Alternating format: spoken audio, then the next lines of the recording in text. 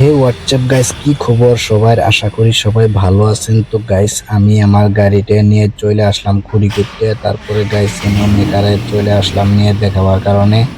তারপরে গাইস এখানে গাড়িটা আমার একটু প্রবলেমই চলতে আছে, মানে আমি একটু লম্বা সফরে যাব কারণে আমার একটু গাড়িটার প্রবলেম চলতে আছে। তারপরে গাইস আমি গাড়িটা একটু খুঁড়ি করতে নিয়ে চলে আসলাম, কম্পিউটারে উঠাই দিলাম। উঠাই দেওয়ার পরে আমি সব চেক করবো, মানে গাড়িটা একটু প্রবলেম চলতে আছে, সাইলেন্সারে অনেক আওয়াজ দিতে আছে। তো আমি একটু লং টাইপ যাব কারণে একটু চেক করে নিলাম।